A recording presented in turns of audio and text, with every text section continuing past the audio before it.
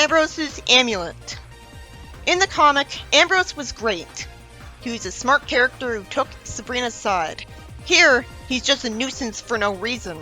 Veronica shows off great jewelry that her boyfriend gave her.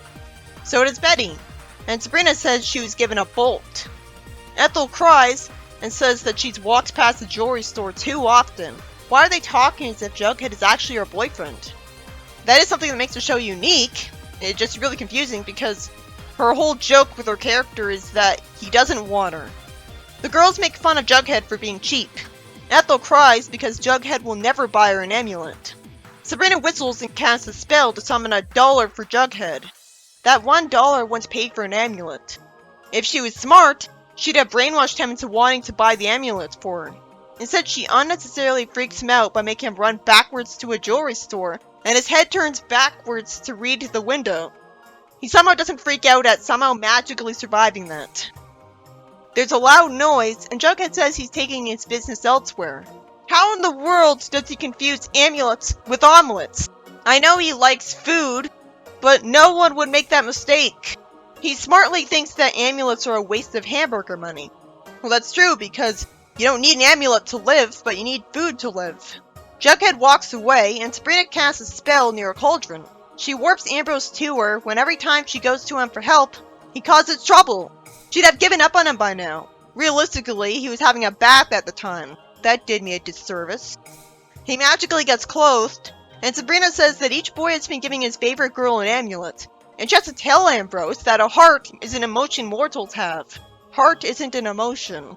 And she's talking as if she doesn't have emotions when she clearly does throughout the series.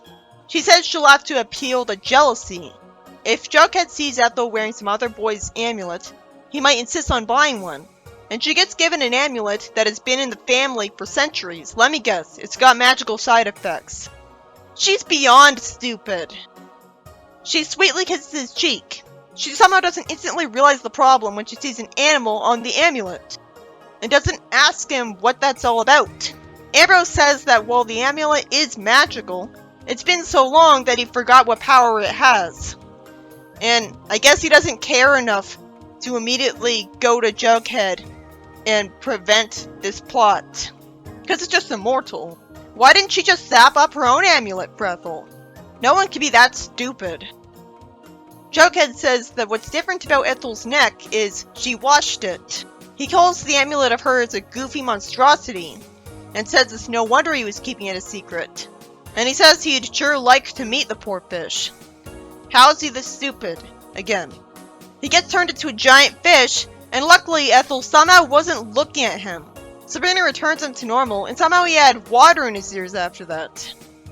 She says 2 more animal words. I like seeing her stand up to him for once. Now, I realize it's because you're as tight as a clam. She sees a giant pearl under his hat, and despite him saying he didn't, she still makes herself think he purposely brought it to her.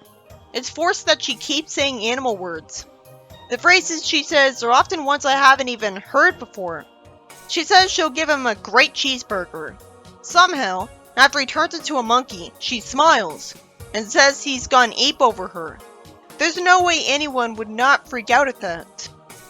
Sabrina doesn't simply warp Ambrose to her to hand him back the amulet, probably because she doesn't want to see him in a bath again, or doesn't want any witnesses. Ambrose then somehow makes a mistake of saying an animal word around the amulet, and turns Sabrina into 2 cats. I always hated Ambrose's performance in the show. Why did he say ooh at the end when asking which cat was Sabrina? It's like it's trying to be funny in a very lazy way. This is another story that was forced by bad writing. Sabrina wouldn't have trusted an amulet her witch relative gave her for a second. No one would be as stupid as her. Also, she would have easily succeeded at brainwashing Jughead into buying Ethel an amulet. How it really would have gone is that he wants to buy her the amulets because he wants to have the money. Nothing in this plot would happen. And it's not worth it because it's not funny. It's just characters being too stupid. Somehow a bunch of time is wasted where Jughead keeps getting turned into an animal. Autobiography. Sabrina says that when she finishes mowing the lawn with magic, she wants to leave and spend time with her friends. Reggie drives by greeting Sabrina and Hilda falls over.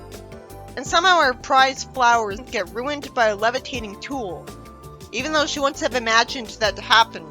I guess it's operating more like a robot with AI. Moose drives by with a car too, and a tree branch lands on Hilda. Archie drives by as well, and Hilda spins. She says she wants to prepare the worst curse of all. She should expect Sabrina to stop her. Somehow, Sabrina doesn't interrupt her and prevent her from even starting to say the spell. A mirror shows up conveniently, and Hilda gets shape-shifted to look ridiculous because her spell was reflected back at her. It would have been better if Sabrina had done this to her. At least that'd be competent, instead of making me wonder how her spell affected her when she didn't want that. Sabrina magically stops Archie's car, and Archie says he's gonna race against Reggie tomorrow. Sabrina apologizes and says he should use Hilda's phone to call in a mechanic. And Hilda ends up possessing his car and says you're welcome for no reason to mess with him. She can't get out of there because the spell will last until the de-witching hour at midnight, which makes no sense. Why would there be a de-witching hour? Sabrina also can't get her out of there because bad writing. Hilda giggles while Jughead is dusting the car and she sneezes. Why didn't the mute spell get cast on her? The characters would have reacted to Hilda's voice clearly talking right in front of them, being offended at being called a clunker, but they don't. Jughead hates the taste of the water. At least it makes sense that Hilda keeps talking because she's a hothead who likes scaring mortals. Jughead wants to junk the car, and Hilda hits Jughead and generates a giant witch's hat on it. Sabrina uses magic so that a lot of smoke comes from the car and they cough. So the hat disappears. There's no reason Archie wouldn't have seen it while Jughead did. Archie says Reggie will win the race by default.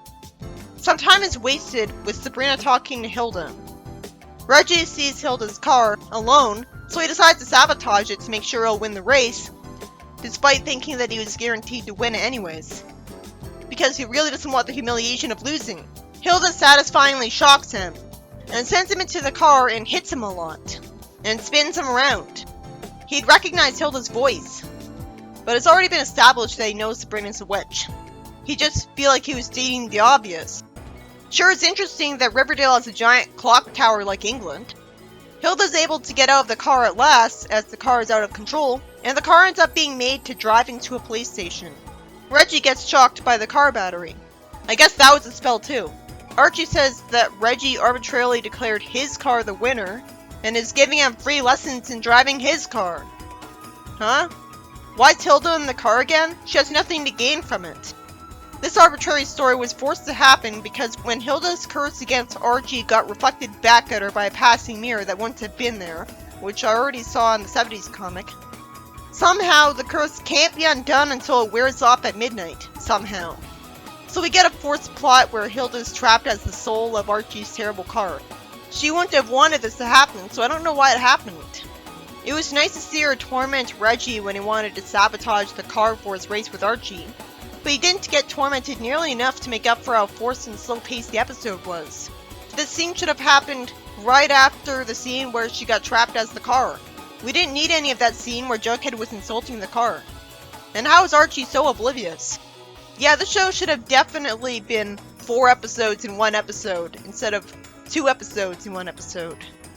It works for the comic.